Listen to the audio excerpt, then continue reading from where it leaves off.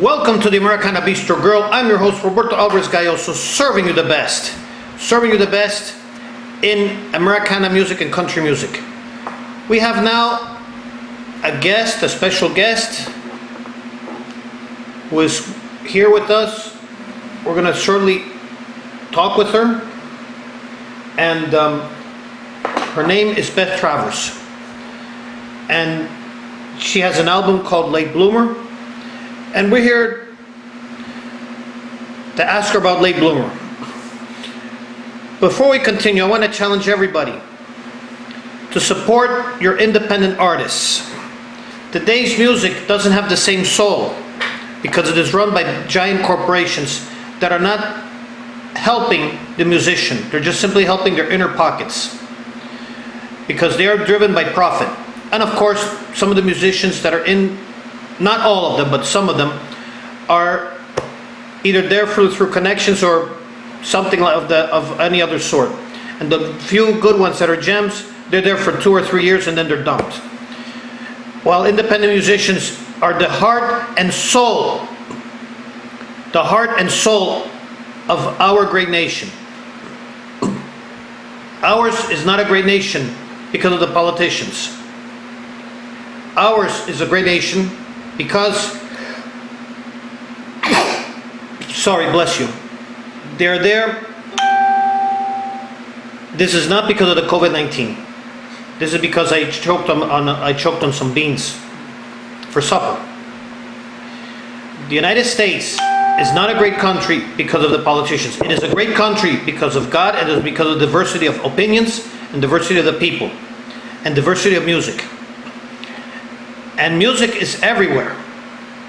These independent artists really have the rhythm and the soul. Not only do they have the rhythm and the soul, they are essential. Remember, all jobs are essential. Like it or not, they're all essential. The only job that is not essential is a politician who should be replaced every 4 years by voting. But that's another issue. We're not going to talk about that. We're going to be talking about how musicians and independent musicians are essential, and they're the greatest. I'm going to see if we have Beth Travers with us right now. Let me see.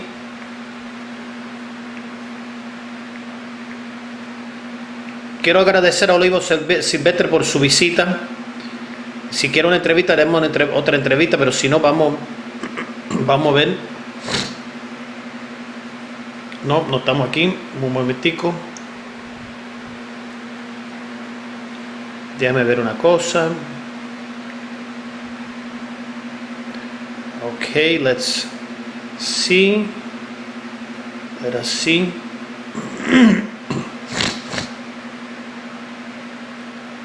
Let us see.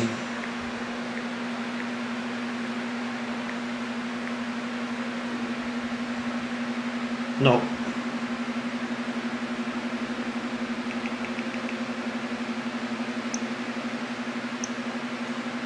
One minute.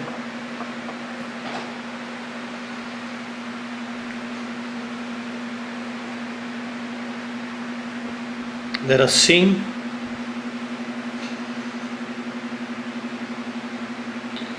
Let us see.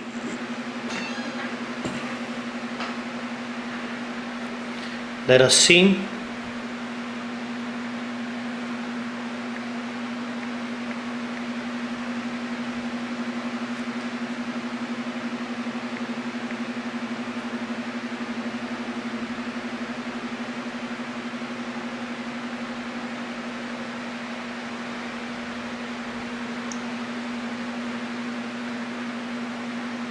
Okay, thanks, Beth.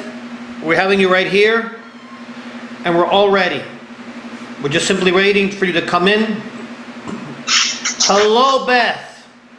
Hey, for me, it's a pleasure and an honor to have you here. My first question is, where are you right now? I'm here in Miami, in Kendall, in the countryside. Where are you right now? I am in Inglewood, Florida, in Charlotte County, out by Charlotte Harbor. Not close to Charlotte Harbor, but Inglewood. Yeah, close to Sarasota. Yeah, about 40 minutes south of Sarasota. Sarasota, Bradenton, Anna Maria Island, those places where I used to work with Anna Maria Island. I love that place. Yeah, I used to work there. I used to work, my program, the Americana Bistro Grill, was a regular program in AMI radio.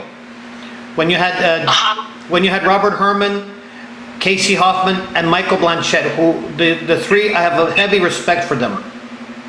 I love them a lot. I love them a lot, and they helped me launch the Americana Bistro Grill. I also have a heavy respect and love for someone who is from the same town that you're from. I talked to him. He said to say hello to you. Yeah, tell him that I say hi, and tell him that everything is doing great here. And I wish him the best, and tell Lauren that he's also invited to these social distancing interviews. I used to do them in person to person. I used to do them person to person, but we're now doing it Instagram Live until we can finally no longer social distance, and we could do it here or in the Keys. Woohoo! Yeah, until we can get together again. And we will. I bought your album, Late Bloomer, and I loved it. But before we discuss Late Bloomer, I have a second question. Okay. My second question is, how did you get started in Americana music? Past, present, and how did you get started? How are you doing right now in Americana music, and what is your future? I think I started in so many kinds of music. Like when I was young, my parents loved all kinds of music, and I wrote whatever, folk, Americana, didn't really call it Americana then. They loved a lot of Highland music, a lot of steel band music, West Indies kind of music at that time. And then I grew up to like rock and roll, and then I went into a little bit of country, and then I realized when I sang, country people, they just looked at me and they're like, oh no, not you. And so my style is not like that. I'm sort of my own thing. So when I worked in Nashville for a long time as a songwriter, got some things published, but after, I played bass for a lot of people. I don't know if you know that I play different things. I did a lot of recording sessions. And after a while, they sort of stopped. And then just recently I decided I can't live without music. You know how that is with people. It's in your soul, it's in your being. And when I did the music, put some songs together to record and kind of thought about what meant things to me, it came out solid Americana, right down the middle, and kind of just, I wanted it to be about fun, but I'm a little bit of a peacenik, and don't worry, we're all peaceniks. The only difference is that I once tried to sing. I love the song by the Yardbirds. I think that's the right name for them. The song that says, "Come on, people, now smile on your brother." Yeah. I love this. I love that song too. I love the song. Unfortunately, when I try to sing it, everybody wants to throw bricks. Bricks, tomatoes, and eggs. That's so funny. So I'm a songwriter. I did 10 songs of my own, and then I thought, what an ego I have after all these years that I would do 10 songs of my own when there are so many good writers out there. So I thought I should try and pick 3 extra songs for people. And one was Bob Dylan and one was Paul Simon, because they were things that I thought were such classics. And the third song is the one that you're talking about, Get Together. And we did it just like the cut from 1967, only with my voice, which makes it not quite as good. But it's on the CD I sent you. I'm hearing Late Bloomer right now, and you're really talented. In addition to talent, I've seen your concerts, I've seen you on YouTube, I've seen you on Facebook. You're not a bad singer. Yeah. You're one of the greatest. You and Lauren could do a duo of any song, and it would become really big. Not only in my heart, but in the hearts of everybody, because you and Lauren represent true Americana music. Tropical, country, it's all under one umbrella, under one nation. The true American music. And you really have a great voice.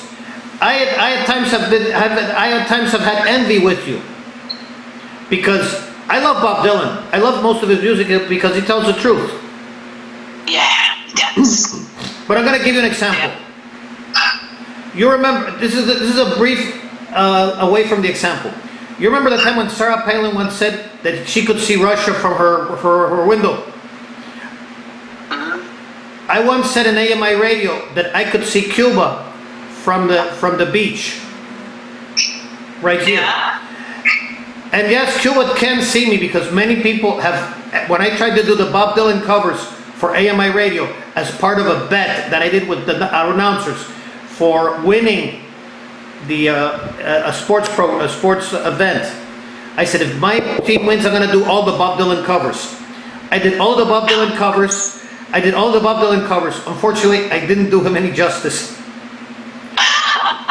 Everyone here in Miami, the sale of earplugs increased by 300%. Oh, now you're just being mean to yourself now. And then on top of that, the ones in Cuba, and I have family in Cuba, they had to get their ration cards and whatever to get earplugs because they were also putting their earplugs too. But later on, my relatives in Cuba heard the whole thing, and they said, "Oh yeah, this was from a bet. Great work."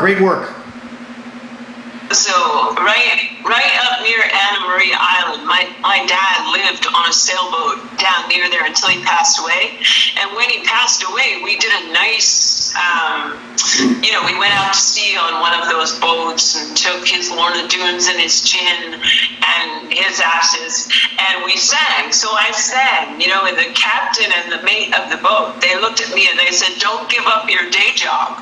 And the rest of my family looked at him and said, "It's too late. That's what she does for a living." No, don't worry. I mean it. You're a really great singer. After doing the Bob Dylan covers, I tried to do the Gordon Lightfoot, the Sundown.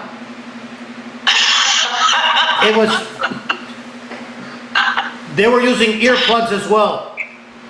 Oh. And on top of the earplugs, since I live in the countryside, many people, I started the social distance craze before it became fashionable. Everyone, I heard when I did Sundown, everybody went not 6 feet, but 18 feet. Yeah. They couldn't hear my voice. They didn't want to hear it. Oh, But I could care less. Well, But I saved the situation. But I did save the situation.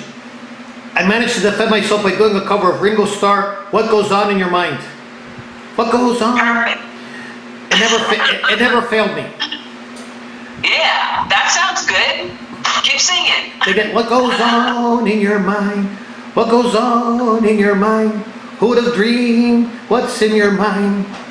What goes on in your mind? What goes on in your mind?" Yeah, good job. I think, well, like Meatloaf once said, 2 out of 3 ain't bad. Now that you did your past, how's your present in music, and what do you see in the future? Well, right now I'm in the middle of recording, so I have four cuts finished for the next CD, and I just finished cutting tracks in Nashville for 6 songs. So for the next few weeks, it's hard work until I get the vocals and everything finished. And then I'm gigging around here in Southwest Florida quite a bit, and I'm doing some of the trop rock festivals. So I've just been put on the one that's in Missouri in August, which is a good step for me because I'm a new guy, so I hadn't really gotten into the festival scene yet.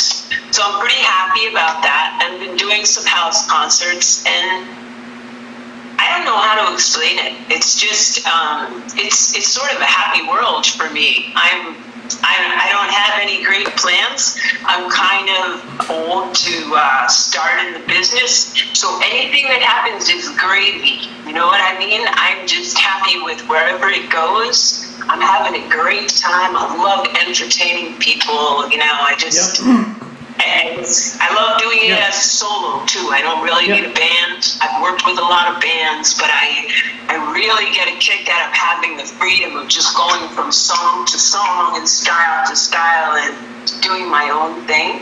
You're doing great. I'm just having fun. You're doing great. The important thing is having fun and enjoying what you like. And you're not old. That's cool. Remember something, Beth. You are not old. No, I'm not. I'm like a 12-year-old. You know how old, you know how old I am. You know how old I am.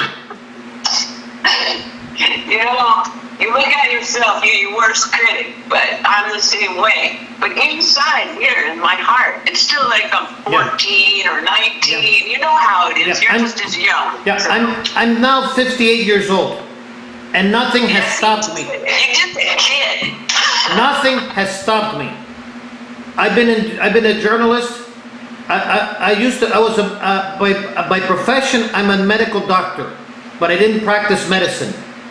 I practiced the administrative part of medicine, which means I have to deal with Medicare, Medicaid, TRICARE, Obamacare. I even had to deal with Trump care, and I never understood any of them. But I managed to plow through all of them. And I have to know every one of them because that my job depends on it. Yeah. But Yeah. but what I did was at 50 years of age. There's a saying that men have a midlife crisis. All men have a midlife crisis.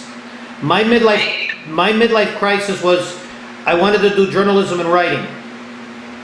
And I did journalism, I did writing, and at the tender age of 49, excuse me, I choked on my Coca-Cola. I drank it before coming here, but I choked on it.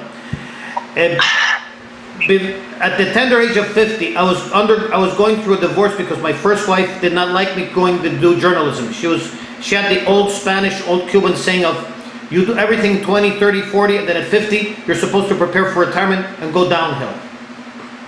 Oh, yeah. And that's sort of like a Latin American tradition. But Yeah. but I didn't want to do that. I felt that I could do much more. Yeah. So what I went to journalism school. I didn't go to journalism school here. I took an online journalism school course in Barcelona, Spain. Oh, cool. Yeah. I was in my med school, I was the youngest to graduate. In the journalism school, I was the oldest among a class of millennials and well respected. And it was a great academy because it's this great academy that helped me come into America as a journalist and do all the sports and cultural coverage that I love because I love music. I love all of the independent musicians. You actually help me feel better when I feel terrible. When it's not my wife, it's your music that makes me feel better. And it was your music that saved me when my first marriage ended in divorce. But I did the journalism school at the age of 50, and I was commended for it. I was surrounded by millennials, and they helped me. Three of the millennials are now part of the coalition government that's in Spain. Oh. That's how far they got. That's how far they got, and they are now seeing me right now. The three ministers in their coalition government, and they're even now applauding. You've got some good contacts in Spain if you want to go there. But they're also telling me to not do the Bob Dylan imitation. But that's another issue. Now that you talked about the present and the future, what inspired you to record Late Bloomer? And how did Late Bloomer come about? I actually wrote that when I was a little bit younger, and I thought I was really old then. So I thought then that it would be a good idea for a concept for a CD, but I moved out of music for a while, and I went to work in Europe working for the Red Cross, actually. I worked for Service to the Armed Forces, taking care of coalition forces and American active duty military. And it was a very intensive job, and it wore me out after a few years. So when I came back, I just wanted to do something lighthearted. And I was thinking about the concept of being a late bloomer. So if you started a whole new thing at 50, we all go through something where you recreate yourself and your heart is all new. And we used to have an expression in bike racing. You have an age, but you have a training age. And your age might be 40, but your training age is only 5 if you've only been racing for 5. So you're just like a young person in the sport. And I think being a late bloomer is really important to everyone when they start over. Because you can start just like you're new, as if you started when you were an 18-year-old or a 20-year-old. And that's kind of how I look at it now, which is why I'm like a kid. We're all like kids. I'm 58, and I still feel like when I first graduated from high school 40 years ago. Yeah. And it's never too late it is never too late to begin something. Look at Grandma Moses. Never too late. Look at Grandma Moses. Sorry, go ahead. Look at Grandma Moses. Yeah, absolutely. Yeah, a lot of Einstein was that way. I think he didn't start succeeding at things till he was over 50. So where your heart takes you, you go, and you don't think about your age or it'll hold you back. But if you don't think about it, you let your heart soar, you can just be a late bloomer and go and do it, you know? So that song was mostly just being funny in the verses, as kind of just being silly. But it kind of told some truths too about, when you're younger, you have more insecurities about how you can develop and stuff. And later, when you're my age and you want to do something, you can adopt a little bit of a devil-may-care attitude and just go do it. Because what have you got to lose? It's so much easier. It's so much easier to just let your heart go and go succeed at something when you're not young and you don't have all that angst, if you know what I mean. Of course. Even in Mexico, there was a dentist. In his 60s, he decided to start singing. Yeah. And this was during World War II, when you had Hitler and everyone going. When you had Hitler and the Allies and the Japanese and everyone fighting in World War II, Mexico was neutral, and at that time they were recording their version of rancheros, like the cowboys and Indians type songs, where they had the singer and everything. And he was a dentist, and somehow the record company in Mexico, RCA Victor, which you had here in America, they heard him singing. In fact, one of the dentist patients was an RCA Victor executive in Mexico. They said, "You have to get signed." Immediately, he was signed with RCA Victor, and he was singing all of the romantic songs and everything. Nice. He was in the cowboys and Indian movies as a dentist, pulling off the teeth of the good guys and the bad guys and singing. So he had the comic part, and he also did a lot of serenading at 60 in one of these films, and he lived to the ripe age of 90. 30 years of singing, and he still had the voice. 30-year career. That's great. That's a great story. And he was really successful in everything and all of that. 30 years. He died at the age of 90, and he was still pulling teeth. He did the cleaning, but he also did the pulling of the teeth in the movies. I liked how he sang. Excuse me, it's the Coca-Cola. I liked how he sang. In addition to liking how he sang, he was the comic part of which he said, "Okay, bad guy, out with your teeth." You die laughing with it. And then the serenade, out of the world. He could defend himself. You have to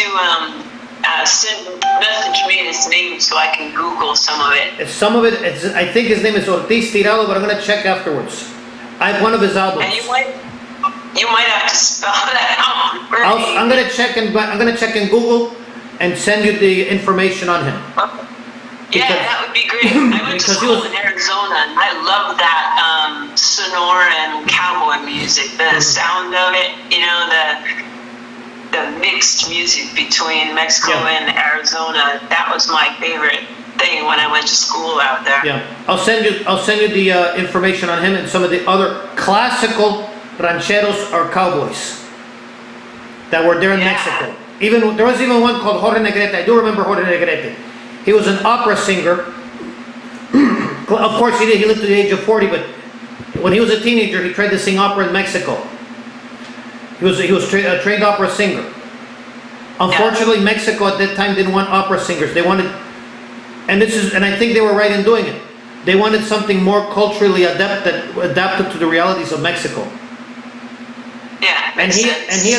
he adapted really well. He included some of the opera, but he really included some of the ranchero or cowboy and cowboy. There wasn't cowboy in India. So just simply cowboy, good cowboy, bad cowboy, and getting the girl. Yeah. That sort of thing. That. Jorge Negrete was that type of person who would serenade the girl, then fight the bad person, and then after the film is over, both of them go to the dentist's office where this dentist was and so that was it. But I'm glad about the late bloomer and the fact that you're doing a really great career. And Well, have you recorded any other albums? Begun, so it's a start over deal, and it's just begun. So I'm hoping to keep, moving along, writing more songs. 10 new ones coming out in a couple of months. So Late Bloomer was your first album.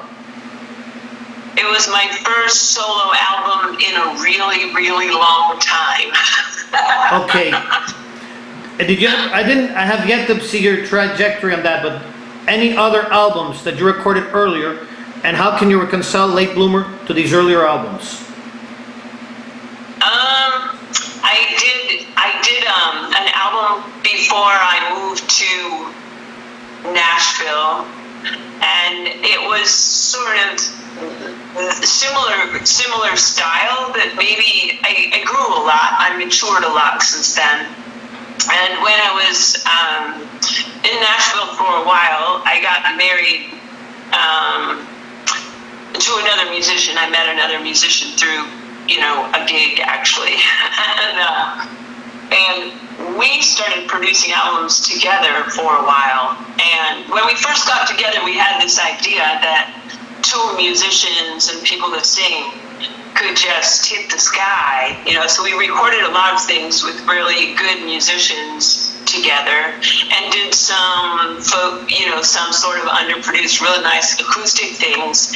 But then we discovered that it's hard to go and do that with somebody, like especially when it was a new marriage. And so we stopped doing it. And so there were a couple of albums that they never really went online or anything, because it was during that time that we had the internet, but we weren't really, we did a lot of work in Europe, and we did some production in Europe. I got a lot of cuts in Europe, and we toured Europe together when we were newlyweds. And one time we came home from a trip, and I said, "Sweetie, which do you like better, being married or working together?" So it wasn't that serious, but we realized it was a little too much. So now he also does music now, because he's just retiring from something else. But we do separate careers. We write a lot together, which is really good. So he co-writes some stuff with me, and I co-write some stuff with him. But he's much different than I am. And when we worked together, I felt sort of stifled, and I have no idea how he felt. When you have to work with another musician, you have solo album, and I just loved it. I just like the freedom of it a lot. I'm glad that you're doing the solo album, that you're having the freedom. It's very important it's important if you're a musician and you want to be with another musician, you have to have a jive and that chemistry. Otherwise, it doesn't work. But many times there's a compatibility, but many times there's no compatibility. And with this incompatibility, one has to go solo. And you really inspired a lot with Late Bloomer. That I can tell you. I hope that song goes out and helps people who want to do something new. You know, they can listen to the silliness of it, but also take it to heart that you can just be a late bloomer. It's perfectly legitimate to just start over, and even if you're 80, it doesn't matter. If you want to take up something new, drawing, writing, write your memoirs. I highly recommend maybe not taking up skydiving at 80, but anything else, really. No. I don't recommend skydiving at 80. No. But I do say that I do say that I do love Late Bloomer, and it has inspired me a lot. I love the song. I'm thinking myself in the countryside, and I just think of how I got started after 50 in journalism. And I still have a long way to go. I hope to be doing this until I'm 100. You will be. You will be. And I mentioned 100 because I was born in Ohio. My parents were from Cuba. But before that, my ancestors were from Galicia and the Basque Country of France and Spain. Galicia and the Basque Country are the independent-minded people. They're the ones. I know what you're talking about. They're the ones who are very independent-minded. There are even people there who started their careers at 60s or 70s. Many. Really? And it's so independent-minded that they gave headaches to kings, presidents, you name it, they gave headaches. Yeah. And the long age, and they lived the long ages of 90 to 100, which means I'm planning to live to 90, 100, and make more interviews and promote more of our artists, especially you. Excellent.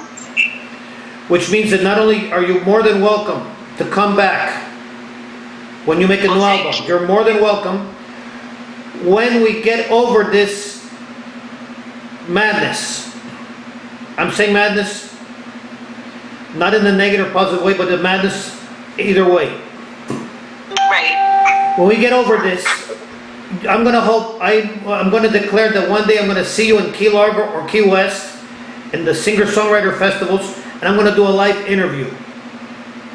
Okay, well, I'll be in Key West, I think, the end of October. So I'll be traveling down that way, and Dave also will be down there with me. So he'll have his new CD as well. Yeah, if I can't do it this year, I'll go for it next year. Okay, that'll work. Because 2020 is already almost over, and I'm trying to get everything taken care of. I might go to the Keys in October or November, but I'm not sure. But if I do, you're invited. Even next year, you're invited. Also, your other colleague, the one that you talked about, he's also invited to be interviewed too. Excellent. Tell him that he has also interviewed for Instagram Live. If he's there right now, tell him that he has a formal invitation. Okay. I actually spoke to him the other day. I texted him and actually was nervous about, I'd never done an Instagram chat before, so I was like, have you ever done that? He goes, oh no. But he remembered you and he wanted to say hi, and I know he would love to do another interview. Tell him, have him do the interview by Instagram. I learned, you know how I learned Instagram? Because of COVID-19. I used to do live interviews and everything, but some of the millennials said, try to do Instagram Live and Facebook Live. I started doing it and everything was doing great. The only thing is, since Instagram retains these videos for such a short time, I'm recording it on camera so that I could make it into an MP4 and place it in YouTube, and then get 20 copies and 20 backup copies of the interviews. Perfect, yeah. And not only that, tell Lauren Davidson that even though I've interviewed him many times, even in AMI radio, he also has an invitation to the Americana Bistro Grill, because we're now doing the Americana Bistro Grill without AMI radio. We're doing it in my show, the AG News Show. I wanted to stay with AMI radio for a long time, but unfortunately, Robert Herman passed away. When Robert Herman passed away, Casey Hoffman had some other plans, and so did Michael Blanchett, who I respect a lot. I was the one who wanted to continue AMI radio, but I didn't want to like take over the station or anything. I just wanted to let them make the decision.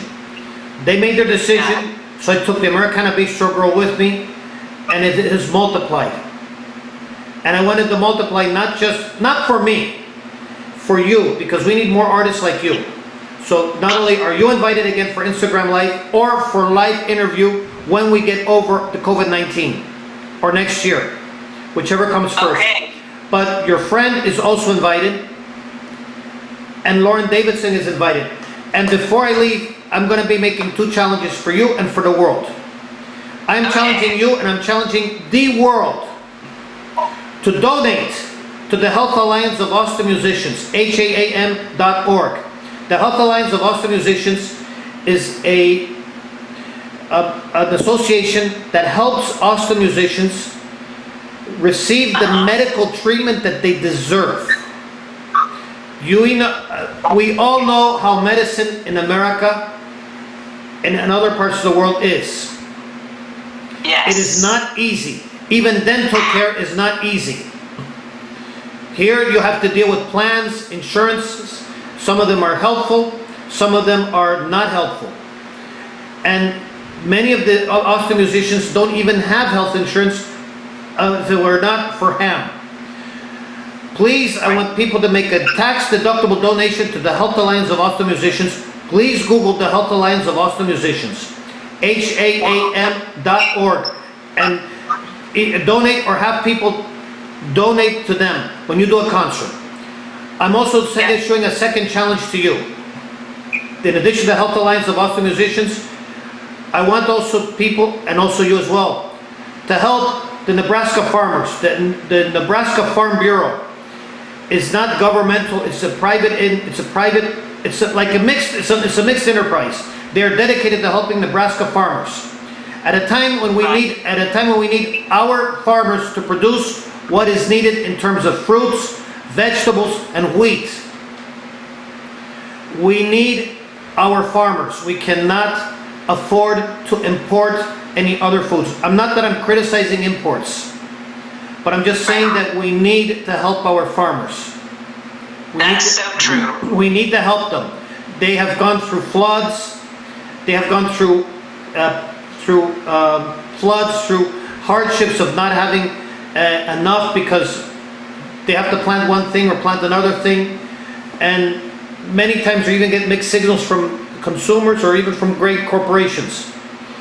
And we have to, and we should be helping them. I even get most of my